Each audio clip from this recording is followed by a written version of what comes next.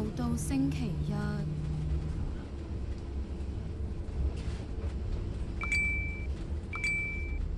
唉，今日又有好多嘢趕住做啦，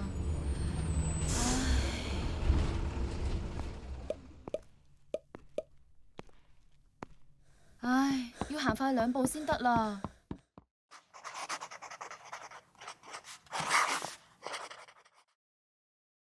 有冇同學想答啊？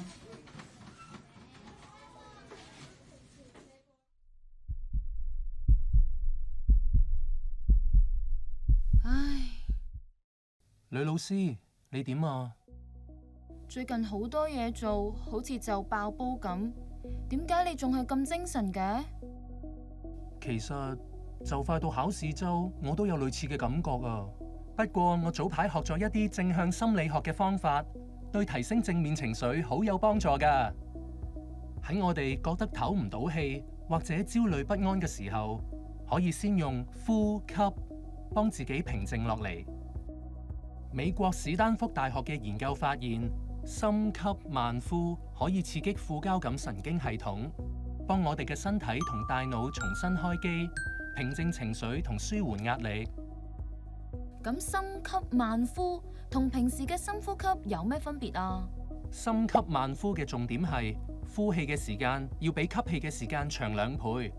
不如我哋一齊試下啦。先用鼻慢慢吸一啖氣落個肚度，然後好快咁再吸一啖氣，吸滿晒個肚。停一停，最後好慢咁用口呼氣。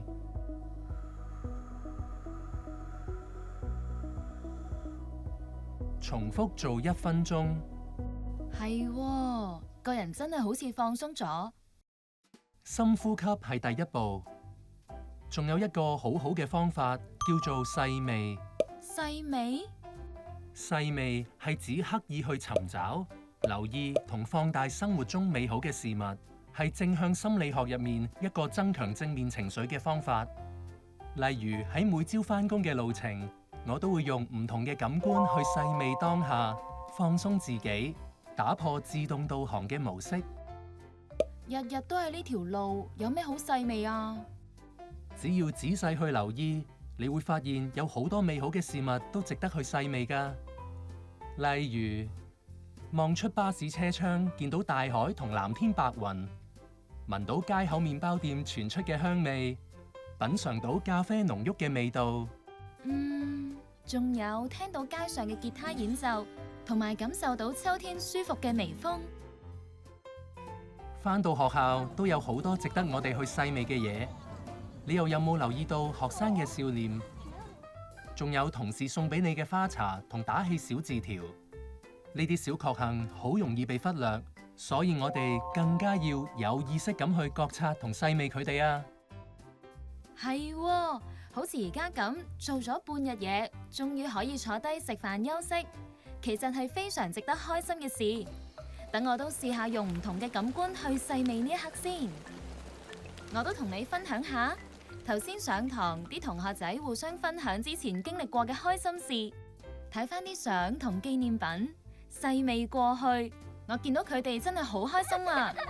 係啊，有時小朋友比我哋更加懂得細味同投入喺自己享受嘅事物當中，我哋都可以向佢哋學習啊！